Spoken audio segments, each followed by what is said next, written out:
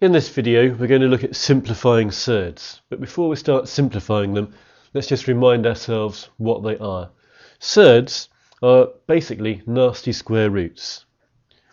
If you have the square root of 10, I'll call that a nasty square root because if you do it on a calculator, square root of 10, and some calculators you have to press the SD button, it's a nasty decimal.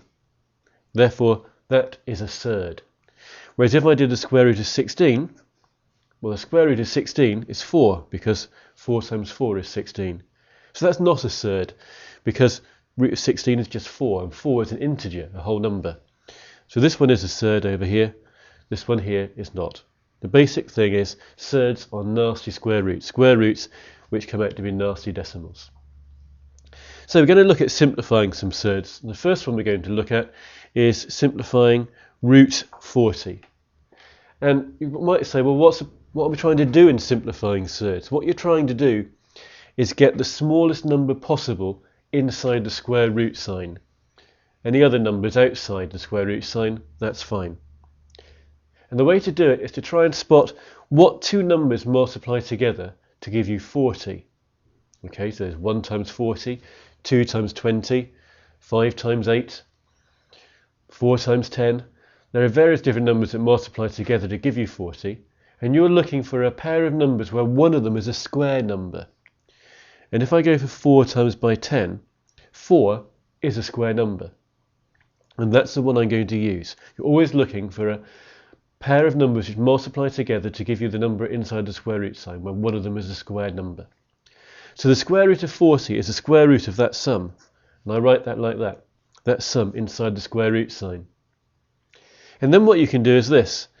If you have the square root of two numbers which are multiplied together, and it also works if they're divided, it does not work if you're adding or taking away. But if you're multiplying together, you can say it's the square root of the first number times by the square root of the second number. Now I'll emphasize again, you can only do this if it's a times sign or a divide sign. You cannot do that if it's adding or taking. But hang on a minute, the square root of 4, that's just 2, because 2 times 2 is 4. Square root of 10, well, we'll leave that there.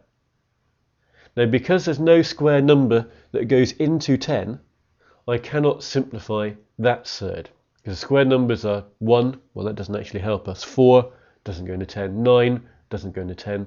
The next square number is bigger than 10, so that doesn't help us. So root 40 can be simplified to 2 root 10. And whilst it looks more complicated, in mathematical terms it's been simplified because the number inside the square root is smaller.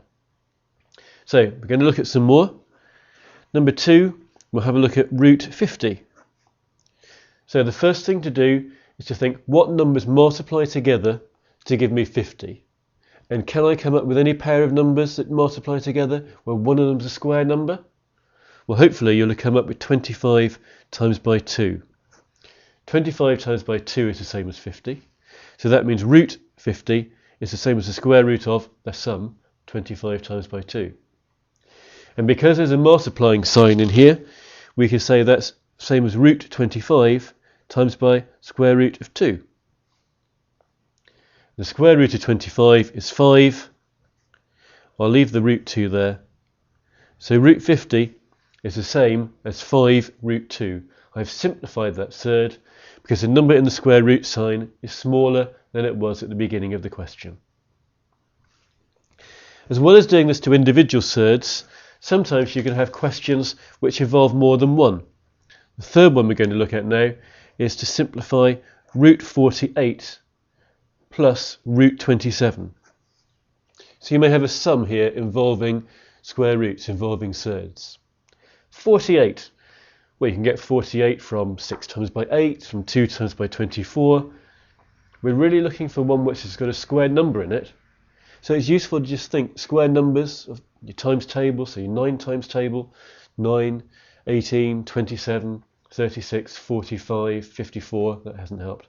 Next square number 16, so we can do 16, 32, 48, 64, 48. So 16 times by 3 is 48. So I can rewrite my 48 like that. How about 27? 27 is 9 times by 3. So root of 27 I can write like that, and these two sums are being added together. Root 16 times root 3, using the same trick as we did up here, splitting them up, that's the same as root 16 times by root 3. And over here, root 9 times 3 is the same as the square root of 9 times the square root of 3, and I'm adding those bits together. The square root of 16 is just 4. So this left-hand side is the same as 4 lots of root 3. On the right of my plus, root 9 is 3. So I've got 3 lots of root 3. So I've got 4 lots of root 3 plus 3 lots of root 3. It probably won't surprise you to realise that's 7 lots of root 3.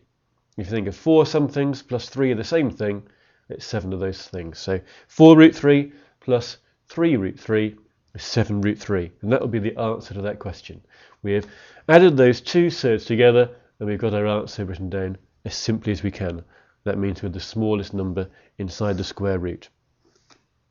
If we look at another example, we'll look at root 45 plus root 63. We'll start off by doing the same thing.